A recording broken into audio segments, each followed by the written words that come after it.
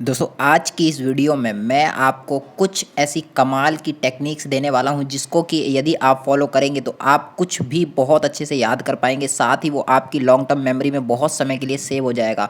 तो दोस्तों वीडियो को पूरा एंड तक जरूर देखना। आप चाहे 10th क्लास के स्टूडेंट हैं, 11th के हों या 12th के, ये वीडियो सभी के लिए बेनिफिट देगी, क्योंकि आपको कुछ भी जब भी याद करना होता है तो इस तरीके से, यदि जो तरीके आज मैं बताने वाला हूँ यदि आप इस तरीके से याद करेंगे तो मैं गारंटी लेके कह सकता हूँ कि आप जो भी पढ़ेंगे वो आपको एक बार में याद हो जाएगा और आपके डायरेक्ट मेमोरी में सेव होगा, और आप उसको बहुत लॉन्ग टर्म में भी भूलना भी चाहेंगे तो भी नहीं भूल पाएंगे। अब आप कहेंगे भैया ऐसा तो होना ना इम्पॉसिबल है, तो मैं कहूँगा नहीं, ऐसा हो सकता है। तो दोस्तों वीडियो को पूरा एंड तक देखना, और अगर आपको वीडियो पसंद आए तो वीडियो को लाइक जरूर करना, और अगर आप चैनल पर पहली बार आए हो तो चैनल को सब्सक्राइब करके बेल नोटिफिकेशन को जरूर प्रेस कर देना। तो सबसे पहला तरीका जिससे कि मैं भी फॉलो करता था और बाकी सारे टॉपर भी इस चीज़ को फॉलो करते हैं याद करने के लिए, that is visualising the concept. दोस्तों आप कुछ भी पढ़ते हैं, चाहे कुछ भी कोई सा भी टॉपिक पढ़ रहे हैं, आपको क्या करना है, जब भी पढ़ते हैं तो आपको क्या करना है, उसको विजुलाइज करना है।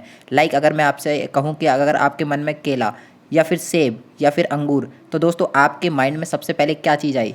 क्या आपको लिखा हुआ सेब आया, या लिखा हुआ अंगूर आया, या लिखा हुआ केला वर्ड आया? नहीं, आपके दिमाग में क्या आई दोस्तों? सबसे पहले आपके दिमाग में आई इमेज। तो दोस्तों हमारा माइंड जो सबसे ज़्यादा चीज़ों को याद रखता है वो पिक्चर्स की फॉर्म में ज़्यादा याद रखता है, क्योंकि आदि काल से जो भी हमारे पूर्वज रहे हैं वो सब भी इमेजेस के थ्रू ही पहले बात किया करते थे, तो हमारा दिमाग भी उसी से डेवलप हुआ है। इसीलिए आपको जो भी कॉन्सेप्ट याद करना है, आपको उसके विजुअल्स क्रिएट करने हैं अपने माइंड में, उसको किसी ना किसी चीज़ से लिंक करके याद करना है। तो दोस्तों यदि आप ऐसा करना शुरू करेंगे तो आपको वो कॉन्सेप्ट बहुत अच्छे से याद होना शुरू हो जाएगा। इसी के साथ बढ़ते हैं मेरी टेक्निक नंबर 2 की ओर, जो कि आपको याद करने में बहुत ज़्यादा हेल्पफुल होने वाली है। तो सबसे सेकंड नंबर की टेक्निक्स है रिलेट द कॉन्सेप्ट। दोस्तों आप कुछ भी पढ़ते हैं उसको आपको क्या कर देना है, एक चीज़ को दूसरी चीज़ से रिलेट कर देना है। लाइक आपने कोई भी कॉन्सेप्ट पढ़ा, चाहे चाहे आप साइंस का पढ़ रहे हैं, चाहे आप कोई भी हिस्ट्री का टॉपिक पढ़ रहे हैं, आपको क्या कर लेना है, उसकी आपको दूसरी चीज़ से, किसी से कनेक्टिविटी बना देनी है। जब आप इस तरीके से करेंगे तो आपको वो चीज़ बहुत अच्छे से याद होनी शुरू हो जाएगी। तो इसी के साथ बढ़ते हैं तरीके नंबर 3 की ओर, जिससे कि आप कुछ भी आसानी से याद कर सकते हैं। Create a story.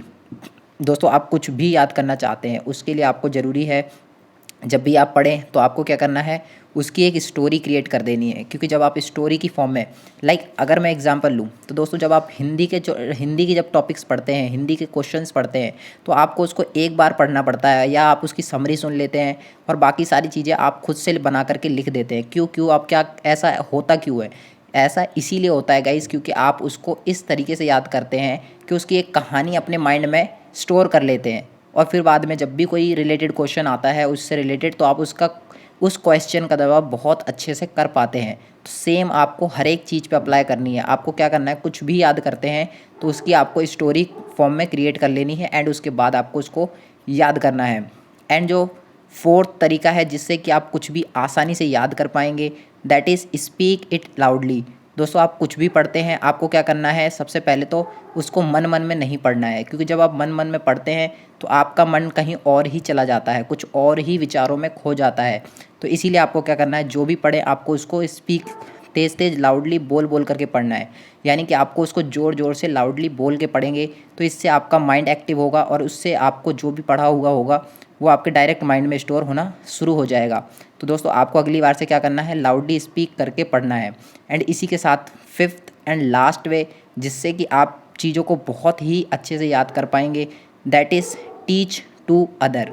दोस्तों खुद पढ़ने से ज़्यादा जब आप कोई चीज़ दूसरे को पढ़ाते हैं तो वो आपको बहुत अच्छे से आती है। ऐसा मैं भी करता था, और ज़्यादातर टॉपर्स ऐसा करते हैं। जब वो कोई टॉपिक या कॉन्सेप्ट